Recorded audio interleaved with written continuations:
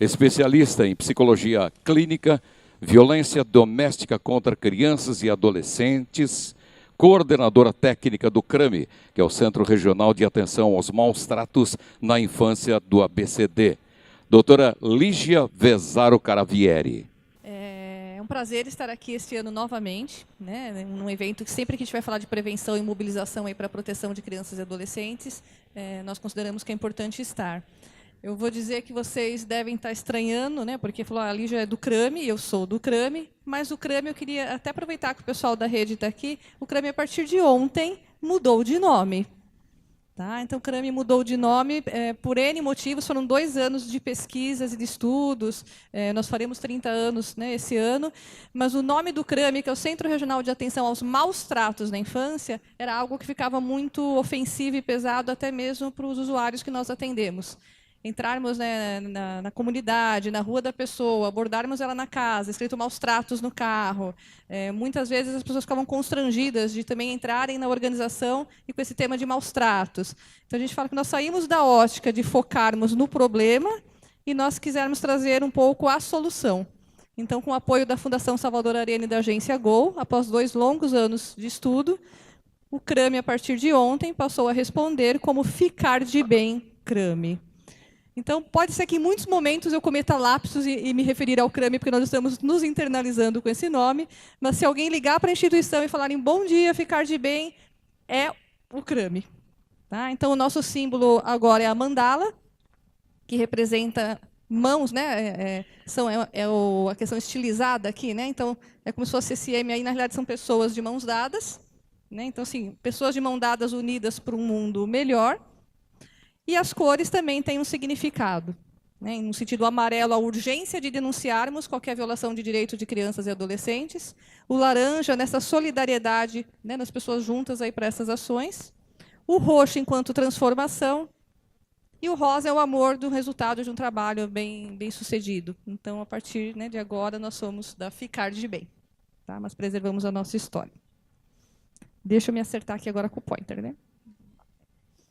Gente, rapidamente, como que estamos trabalhando atualmente, né, Ficar de Bem, CRAME. Nós temos a nossa sede em Santo André e núcleos em São Bernardo do Campo e Diadema. Faremos 30 anos esse ano, em outubro. Que programas estamos executando? Nos municípios de Santo André, São Bernardo e Diadema, é o programa de atenção à família, que é uma das referências aqui em Santo André, justamente quando a temática é violência sexual contra crianças e adolescentes. Então, o programa de atenção à família vai atender todas as pessoas que estão envolvidas numa situação de violência ou de violação de direitos de crianças e adolescentes. Seja violência física, psicológica, sexual, negligência, abandono. Atendemos todos os membros familiares, inclusive o autor da violência sexual. Então, quando nós falamos em propostas de ações e de avançar, né, no atendimento à questão da violência sexual, precisa-se pensar em ações que contemplem o atendimento a esse agente autor da violência. Porque senão a criança vai voltar para casa e continuar sofrendo a violência. Para além da responsabilização criminal. Tá? Para além da responsabilização criminal. Então, acho que Santo André já tem grandes referências no sentido da temática que esse fórum propõe, que é a violência sexual. Então, assim, ok, né? Ficar de Bem, CRAME está lá atuando numa área que é na área da assistência social, em complementariedade às ações do CREAS, né, em complementariedade às ações que já são exercidas pela assistência social aqui de Santo André, pela Secretaria, e temos na saúde uma referência muito importante que nós não encontramos em vários outros municípios, que é o ARME, que está aqui a doutora Cidinha. Então, quando se pensa no centro de referência, lembrar que temos referências importantes em Santo André, sim. Né, eu acho que é algo a ver como é que pode se potencializar tudo isso.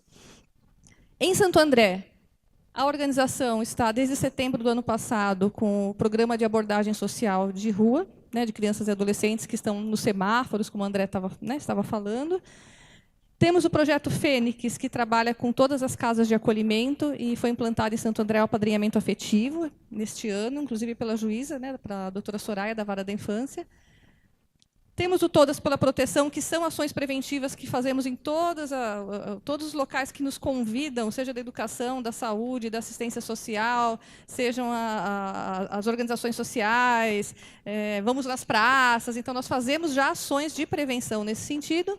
CRAME capacita os profissionais da rede de atendimento para como identificar, como abordar a criança ou adolescente em uma situação de violência, como proceder à notificação. Então, é uma ação. Isso Em Santo André, São Bernardo do Campo e Diadema é gratuito, e em todo o território nacional nós somos chamados para formar os profissionais dessas diferentes áreas, no sentido de como tratar dessa questão. Então, fazemos assessorias institucionais, e o Bom Prato de Santo André é uma administração da Ficar Bem Crame, e em São Bernardo do Campo, agora no segundo semestre, vai abrir um Bom Prato, que também será administrado pela nossa organização. Então, eu falei tudo isso, até assim, vocês viram que eu já dei uma passada por todos os programas, né, para vocês terem uma ideia do que a gente faz, para poder agilizar aqui um pouco. Então, vocês têm um pouco a foto dos nossos trabalhos, né, um pouco a cara do nosso trabalho. No programa de atenção à família, nós fazemos essa intervenção domiciliar, essa busca ativa, trabalhamos com todas as pessoas que estão envolvidas na situação de violência. A abordagem social, vocês verem fotos aqui de algumas das incursões, das abordagens do pessoal que está nas ruas. Então, a equipe da abordagem social, que aqui em Santo André, né, agora saiu, né, acho que o nome vai ser Parça, então é um programa em parceria com a Prefeitura aqui de Santo André, que aqui agora se saiu o nome é Parça, é Programa de Abordagem de Rua de Santo André. Então, um S aí porque é uma sigla, tá? É um trocadilho. Então, para além de abordar os meninos e as meninas, os educadores, é feito um mapeamento desses locais, tenta-se identificar a família de origem e tentar fazer esse retorno, né? Enfim, esses vínculos que estão muitas vezes afastados ou que não existem cuidados, de se tentar que retornem para casa. Projeto Fênix, eu já falei, né? Temos aí algumas fotos do trabalho. Eu estou passando rapidinho pelo adiantar da hora. As ações preventivas, nós temos um grupo lá na organização de assistentes sociais, psicólogos, técnicos sociais, estagiários, que têm utilizado esquetes teatrais para trabalhar o tema da cidadania, dos direitos e da prevenção à violência. Então, é um grupo que vai nas escolas, o Hospital da Mulher já estivemos algumas vezes também. Ontem, queríamos muito estar, né, com a ação que foi feita pela saúde, mas acabou casando com a ação que nós tivemos no município de Diadema, que anualmente, né, nós fazemos um seminário. Ontem nós falamos sobre a relevância do atendimento ao autor de violência sexual, então também estava o Teatro Clara Nunes bem lotado e a gente pôde pensar sobre essas questões. Tá? Algumas fotos, né, do trabalho de formações de capacitação. Tá? E um panorama, né? Se nós pensarmos de quando nós abrimos, né, a instituição foi fundada aqui em Santo André em 88, até dezembro do ano passado, nesses 29 anos, nós já atendemos mais de 8.400 famílias. É importante frisar que a porta de entrada, né, para atendimento, para ação, na realidade são encaminhamentos que são feitos pelo CREAS, pelo Centro de Referência Especializado da Assistência Social. Tá? Então, sim, é o CREAS que vai encaminhar, porque as nossas ações são complementares às que já são realizadas pela assistência social. Em ações preventivas, né, nós já atingimos mais de 57 mil pessoas, de quando começamos a registrar. Tá? Até para a gente fazer um recorte e poder entrar na questão da violência sexual, tá? Então, assim, a gente pegou os últimos 10 anos de atendimentos, né, da organização, da Ficar Bem do CRAME, e nós vimos que dessas 2.506 famílias atendidas nesses últimos 10 anos, nós vemos aqui que a violência sexual está aqui em segundo lugar, 27%. Isso, lembrando que, para cada um caso que é notificado, outros 9 não são. Então, o tamanho do problema é bem maior. E aí eu vou emprestar a fala, né, do Dr. Carlos, que é no sentido das pessoas estarem podendo atentas. O André também falou no começo, olha, houve um aumento do número de denúncias, né, do ABC de casos de violência sexual. Eu não arrisco dizer que houve um aumento do número de casos. Eu acho que, na realidade, já é resultado desses trabalhos, de ações de mobilização, de prevenção, de formação. Eram situações que já estavam acontecendo e não tinha sido identificada, ou reportada e denunciada. Então, o aumento de denúncias, para nós que somos da área de atendimento, é um sinal positivo, porque é sinal que essas situações estão chegando, estão vindo à tona. Não quer dizer que estão acontecendo mais casos. Tá? É que as estatísticas sempre são em cima da segurança pública, né, dos boletins de ocorrência que são feitos, o conselho tutelar das notificações que eles recebem, mas, na realidade, não é que tenha um aumento de casos, mas já é resultado de uma prevenção, de uma mobilização, que esses casos estão chegando aos serviços. Pegando o recorte da violência sexual, daqueles 27%, então, nesses últimos 10 anos, nós atendemos 905 crianças e adolescentes que sofreram abuso sexual. A gente vê uma questão de gênero ainda muito envolvida, 70% aí vítima do sexo feminino, 30% do sexo masculino, mas que ano a ano também nós vamos observando o aumento dos casos que nos chegam onde meninos foram vítimas de abuso. Também é resultado dessas campanhas de formação de sensibilização, no sentido de entender que meninos sofrem violência sexual, sim, né, que mulheres praticam. Eu acho que eu vi, né, a Mirtz falando no sentido de homens em creches. Gente, a gente tem muitos casos de mulheres lá, de babá, de vó, de tia, de professoras. Então, também a gente poder tirar um pouco, às vezes, alguns tabus que envolvem aí com relação ao tema. Tá? Faixa etária, a gente vê bem distribuído, mas a gente sempre faz um parênteses e cuidado e uma análise crítica do que as pesquisas nos trazem, porque esse é um dado do momento da denúncia, do momento da notificação. Então, se nós pegarmos, por exemplo, 33% aqui, as meninos e meninas tinham entre 13 e 18 anos. E dos autores de violência sexual, por isso que eu falo de que precisamos de ações, os planos nacionais de enfrentamento já sinalizam isso, de ações que contemplem essa pessoa que abusa sexualmente na rede de atendimento, porque nós vemos que somos pessoas muito próximas da criança e do adolescente. Nós temos aí, né, bem avançado, bem maior o número de pais biológicos, por exemplo, que abusam sexualmente. Não é uma realidade só da nossa região, mas é uma realidade nacional. E eu vou dizer mundial, porque eu estive no Congresso Mundial, que teve no Rio de Janeiro. Acho que nós estávamos em 130 países por aí, falando, ó, no mundo, quem mais abusa sexualmente de crianças é o pai biológico. Então, a gente precisa parar de algumas caças às bruxas, do estranho, do desconhecido, do homem do saco, né, e poder olhar e orientar, como o doutor disse, né, as crianças desde muito cedo com relação a essas questões. Falar sobre sexualidade, né, falar sobre proteção. Gente, a faixa etária também bem distribuída. Temos vários casos lá de pessoas de 70, 75, 80 anos que abusam sexualmente. Vai falar, nossa, mas nessa idade, então, de novo, cuidado com a pesquisa. Eles já abusam há 40, 50 anos.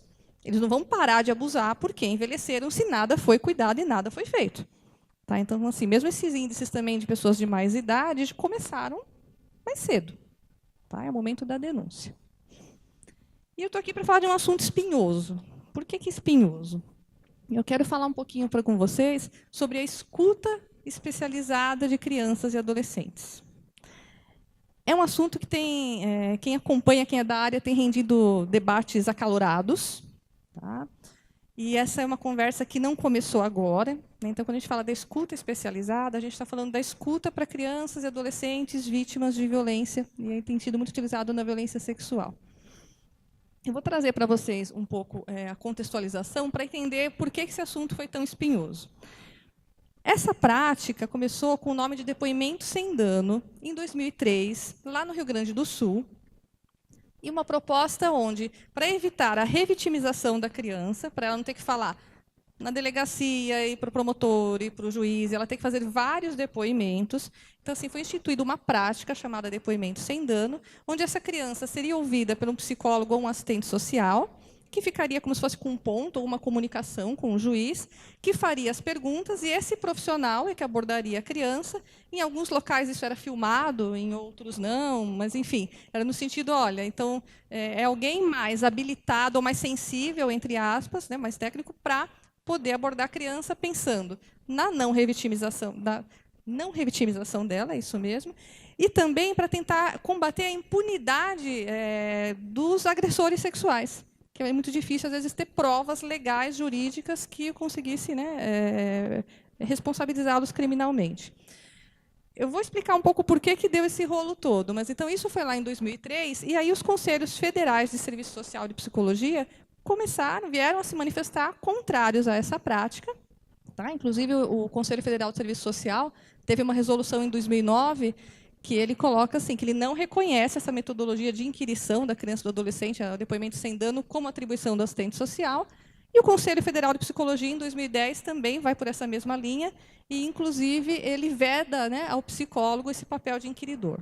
Então, o Conselho de Serviço Social de Psicologia se pronunciaram, e, em seguida, né, então, assim, em 2010, o Conselho Nacional de Justiça ele recomenda, embora os Conselhos de Serviço Social e Psicologia eram contrários, o Conselho Nacional de Justiça recomenda aos tribunais a criação desses serviços especializados para a escuta de crianças e adolescentes, tá? O depoimento especial.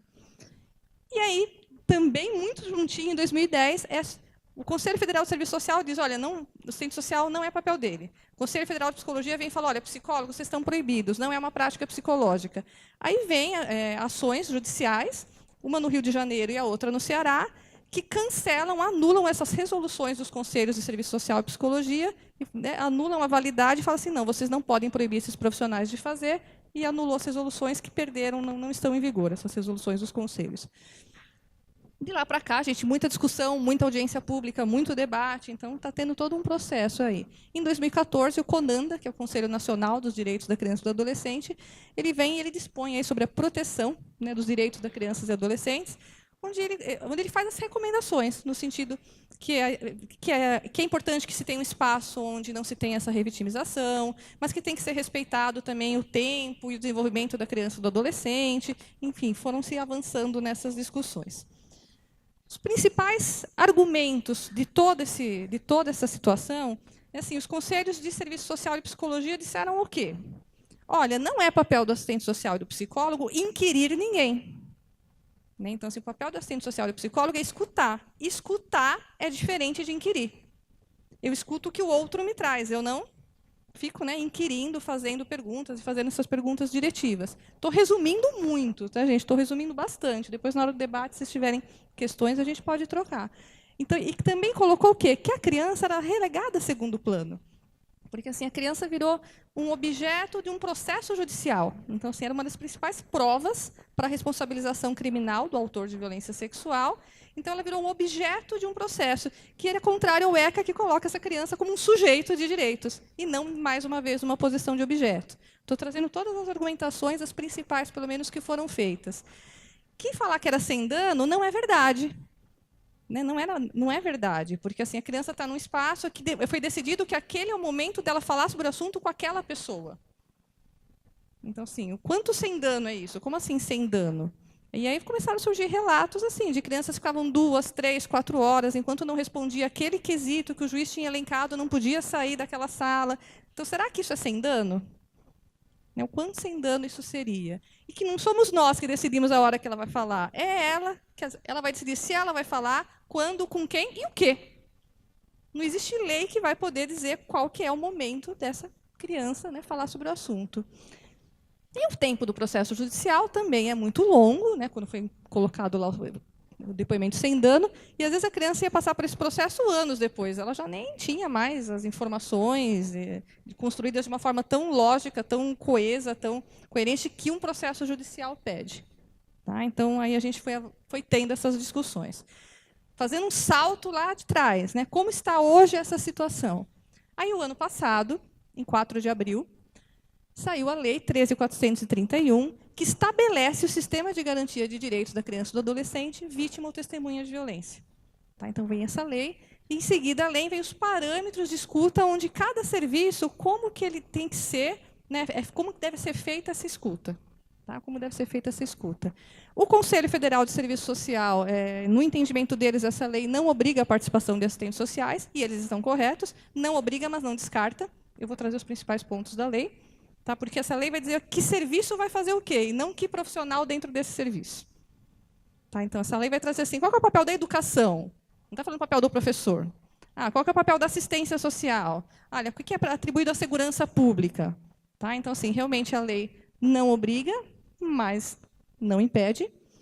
E o Conselho Federal de Psicologia ficou dividido. O posicionamento oficial do Conselho Federal de Psicologia é que ele continua sendo assim, né, contrário à participação dos psicólogos no depoimento especial. Já foi mudando o nome, não era mais depoimento sem dano. Mas tem um grupo de psicólogos que fez um documento e remeteu, tá, ao Conselho Federal favorável a esta prática ser realizada por psicólogos, e foi argumentando sobre cada item. Gente, por que eu trouxe esse breve panorama? Porque o fato é que a lei, 4 de abril, foi promulgada no ano passado, depois de um ano entra em vigor, e essa lei diz o que se espera de cada serviço. E hoje nós estamos aqui com profissionais de diferentes serviços da rede. Então, minimamente, para a gente fazer uma leitura do que essa lei está trazendo aí para a gente, em linhas bem gerais. Então, essa lei estabelece esse sistema de garantia de direitos, e ela fala que essa lei se aplica o quê? Em casos de violência física, psicológica, sexual, institucional. Não vou me debruçar aqui a conceituar cada uma delas, porque hoje a gente vai falar mais da sexual. Vai dizer assim que, para esses casos, é feita a escuta especializada ou o depoimento especial. Tá? E ela vai dizer quem faz o quê. Que política de atendimento que faz qual. Tá? Que política de atendimento que faz qual? Gente, não estou entrando aqui para dizer se eu concordo ou discordo, eu estou fazendo uma leitura de como, né, de como que apareceu essa questão da lei. Tá? Então, a gente tem dois grandes grupos, essa lei e os parâmetros de escuta atrás. Olha, são coisas diferentes, a escuta especializada e o depoimento especial. E a gente vê ainda muitos profissionais agora indo em debates falando da escuta, fala que é escuta e está falando depoimento, e vice-versa. Então, a gente tem que separar isso. A escuta especializada é a entrevista que é feita, né, sobre situação de violência perante o órgão da rede de proteção. Tá? Limitado, estritamente necessário à função do meu serviço. A saúde tem uma função, a assistência social tem outra função, a educação tem outra função. Então, escuta especializada, todos nós fazemos. Tá? Ou seja, nessa escuta especializada, a gente não inquire, a gente não pergunta. A gente ouve se a criança trouxer. Então, quando o deputado, por exemplo, falou assim, olha, os profissionais da educação, é um profissional que está no dia a dia da criança, que ela frequenta de uma forma espontânea, né, todas essas questões, ele tem um olhar privilegiado, quando ele está atento a esses sinais, e ele vai perceber isso, ele não vai abordar, ele vai perceber isso e fazer essa notificação e dar o prosseguimento, ele está fazendo a escuta especializada. Tá? Então, assim, educação, saúde, assistência, conselho tutelar, faz o quê? Escuta especializada. Quem faz o depoimento, que é o procedimento de oitiva da criança, a gente está falando de um processo mesmo, quem vai fazer o depoimento é a autoridade policial judiciária, e não é qualquer autoridade policial, é a investigativa. Tá? Então, assim, é a investigativa. Então, por exemplo, é aquele que vai investigar. Né? Então, assim, ele tem que produzir as provas. Cabe a este serviço, a polícia, né, investigativa, fazer o depoimento especial. Inclusive, os parâmetros de escuta e a legislação e essa lei, ela diferencia, inclusive, dentro da polícia, a ostensiva e a investigativa. Fala polícia ostensiva, que é a polícia militar, que faz flagrante, que é chamado, é escuta, não é depoimento. Ele não vai ficar inquirindo. O depoimento especial, que é para o processo judicial, pelos parâmetros, pela legislação, é atribuição específica da polícia investigativa. Estão me sinalizando, né, enfim, no sentido já do horário, que já está atingindo, mas só para vocês saberem que políticas que são contempladas pela legislação e pelos parâmetros, vocês conseguem acessar isso facilmente, tá, enfim, pelo site. Mas eu queria, pelo menos rapidamente, dizer assim, que os parâmetros de proteção estão previstos tanto na escuta quanto no depoimento. Tá? Então, sim, que a criança e adolescente é sujeito de direito, a proteção integral, que tem seu interesse superior dela e a prioridade absoluta dela, que essa intervenção tem que ser precoce, mínima e urgente. Tá? Então, dentro desses parâmetros, vocês conseguem também acessar, que está super detalhado.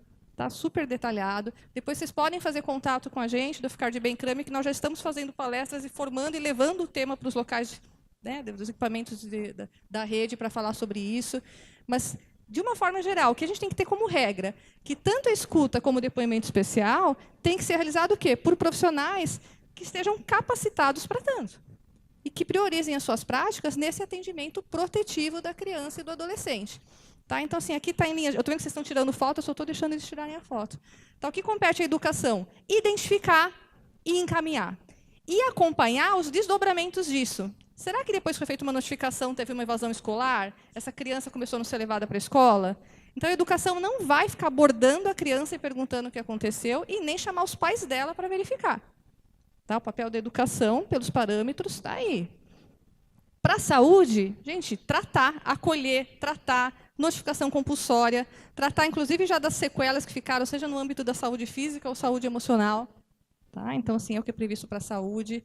A assistência social vai garantir o quê? Né? Que essa vítima receba os atendimentos, né, que ela seja referenciada, que ela receba a proteção social que é necessário, esse acompanhamento contínuo, visando fortalecimento da função protetiva da família, não só da vítima. O conselho tutelar, o que eu precisei mostrar aqui, que ele fala assim que, na realidade, ele vai pegar as informações que são necessárias para a aplicação das medidas protetivas. Então, os próprios parâmetros eles orientam os parâmetros de escuta, que não é para o conselheiro tutelar ficar inquirindo a criança sobre a situação. Tá? Não é para ficar inquirindo. E a segurança pública, que eu já falei, é diferenciado a segurança pública ostensiva, da investigativa, e o que é esperado para cada um. Gente, esse material eu disponibilizei aqui para o André, para o Antônio, com o assessor. Depois vocês podem até ver se existe alguma forma de disponibilizar para vocês. Para a gente é super tranquilo. Tá? E o sistema de justiça vai o quê? Julgar. Vai seguir todos os ritos aí que é esperado pelo sistema, seguir toda a legislação e julgar. O último slide que eu queria concluir, né, para a gente poder avançar. De qualquer forma, né, seja escuta, seja depoimento, né, independente da lei, a criança ou adolescente nunca deve ser colocada em uma posição de objeto. É ela que decide com quem, onde, quando e se vai falar. Nunca nada deverá ser imposto a ela. E a lei que trouxe a versão mais atual do depoimento e da escuta prevê isso, e os parâmetros prevêem isso. Então, até quando a gente vem com uma crítica à metodologia, porque eu já fui muito crítica, participei de audiência pública onde eu bati muito, né, no formato do depoimento sem dano, a gente vê que houve uma transformação, então a gente tem que debater com base nos dados atuais, né, nessa questão. Quem vai fazer isso dentro de cada serviço, essa vai ser uma outra discussão. Tá, isso a lei não prevê, ela prevê a função dos serviços. Tá? Eu agradeço muito a vocês.